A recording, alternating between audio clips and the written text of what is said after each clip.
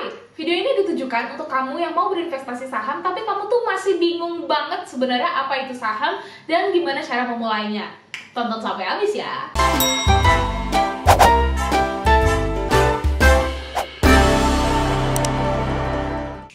Semuanya, apa kabar kamu di sana? Semoga kamu dalam keadaan yang sehat ya. Balik lagi dengan Namtap. Di video kali ini kita akan ngebahas gimana caranya berinvestasi di saham sebagai pemula. Pemula banget. Perlu kamu ketahui bahwa setelah kita mendapatkan uang, langkah selanjutnya adalah kita harus memikirkan bagaimana cara menjaga atau mempertahankan uang kita supaya nggak tergerus inflasi dan terhindar dari penurunan harga rupiah. Nah, salah satu caranya adalah dengan berinvestasi. Namun sebelum kamu berinvestasi, ada beberapa hal dulu yang harus kamu persiapkan seperti dana darurat. Dana darurat ini gampangnya uang yang kamu simpan dan akan terpakai jika ada sesuatu hal yang tidak kita inginkan. Contohnya kena PHK atau resign kerja atau tiba-tiba kamu sakit dan kita perlu dana ini untuk memenuhi kehidupan hidup kita. Dan kalau aku pribadi, karena aku adalah seorang single dan belum punya tanggungan dalam keluarga, jadi aku memerlukan dana darurat untuk diriku sendiri dan aku ngitungnya 3 bulan biaya aku hidup gitu. Jadi kalau aku mengeluarkan per bulan sekitar 6 juta, berarti 3 kali 6, berarti aku harus punya dana darurat 18 juta dulu sebelum aku lanjut lagi nih ke next steps-nya.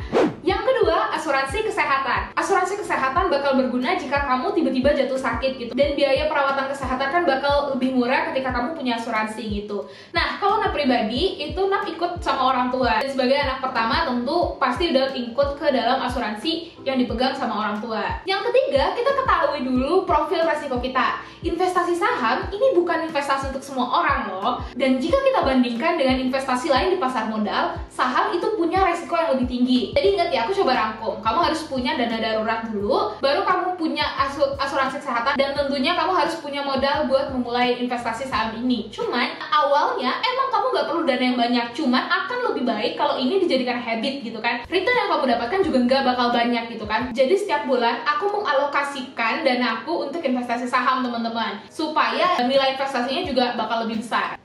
Oke, kita bahas ya, sebenarnya apa sih saham itu?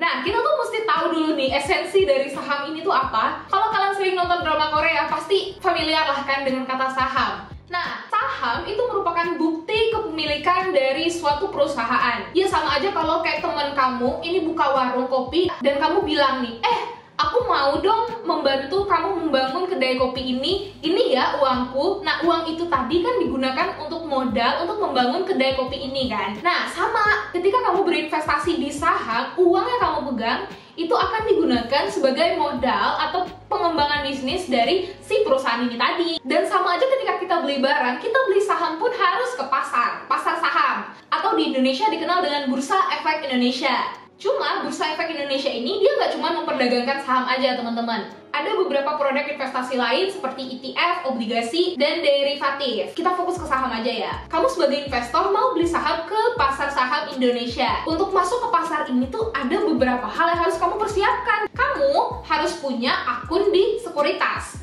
Itu udah wajib. Dan Nap pribadi pakai Ajaib sebagai sekuritas. Soalnya fee tradingnya itu rendah.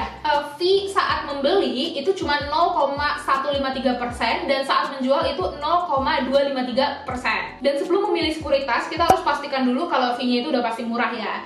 Yang kedua, fitur. Fitur ini penting banget teman-teman. Soalnya kan kita pakai aplikasi mereka pada saat membeli saham kan, udah pasti kita harus memilih sekuritas yang fiturnya tuh gampang digunakan dan berguna banget gitu. Kalau di Ajaib ada beberapa fitur yang menurut aku stand out daripada yang lainnya. Di fitur kalendernya, jadi dalam jangka waktu dekat perusahaan mana yang mengadakan event korporasi, UPS, IPO, dan lainnya itu bisa. Dan untuk mendaftar di sekuritas Ajaib, kamu harus menyiapkan KTP, foto selfie dengan KTP, dan juga data diri. Ya ini tuh kayak data kamu, alamat kamu. Dan kalau kamu belum punya NPWP, tenang aja kamu juga bisa mengisinya kok. Dan di Ajaib sendiri, sekarang itu lagi penuh banget yang mendaftar. Jadi akun kamu itu baru akan jadi sekitar 3-5 hari kerja. Atau bisa lebih cepat kalau data kamu itu udah benar dan gak ada kesalahan. Lanjut, sebenarnya keuntungan dari saham itu didapat dari mana sih? Nah, ada dua nih. Yang pertama itu dari capital gain atau kenaikan harga saham. Aku contohin pakai Pakuwon ya. Kita beli saham Pewon ini di 500. Satu lotnya berarti 500 kali 100, berarti 50.000. Terus 2 tahun kemudian Paewon ini berkembang pesat, jadi harganya tuh naik.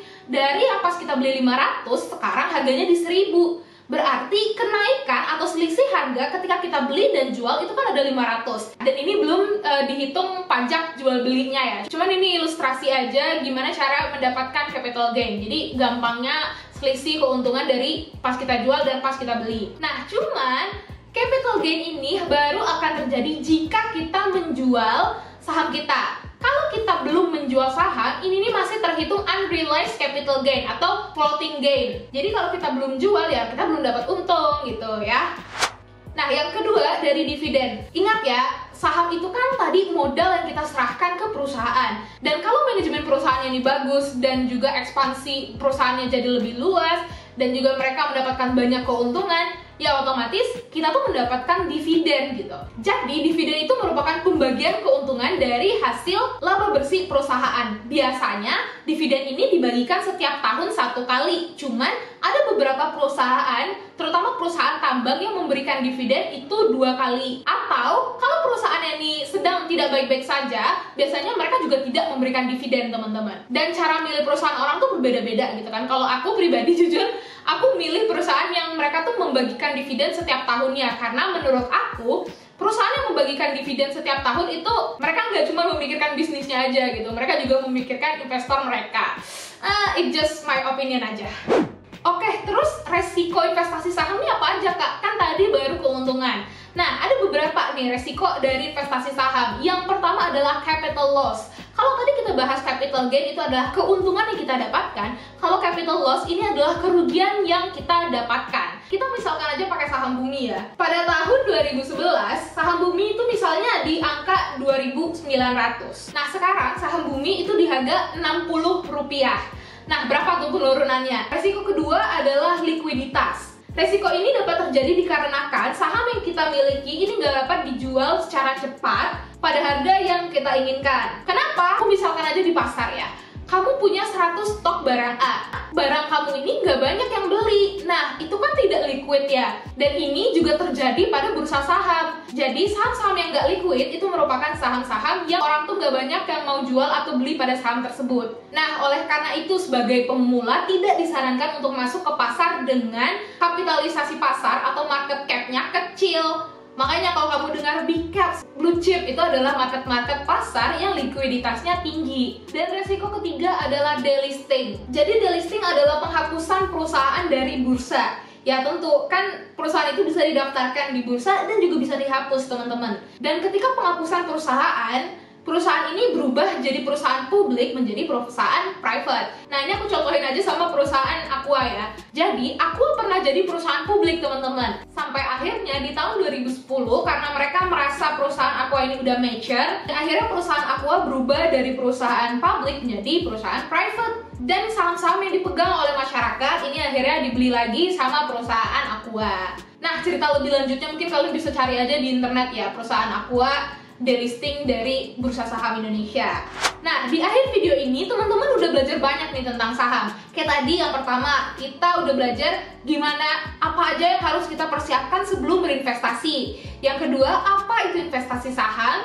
Terus Bursa Efek Indonesia, dan apa yang harus kita persiapkan sebelum membuka akun di Sekuritas Ajaib. Dan yang kelima, keuntungan saham itu didapat dari mana? Yang keenam, resiko investasi saham itu apa aja? Dan di video selanjutnya, aku bakal kasih tahu ke teman-teman semua gimana caranya memilih perusahaan investasi saham untuk pemula banget. Supaya biarpun pemula, kalian juga bisa memilih perusahaan-perusahaan yang sesuai dengan gaya investasi kalian. Nah, jadi setelah tonton video ini, jangan lupa tonton video aku yang ini ya.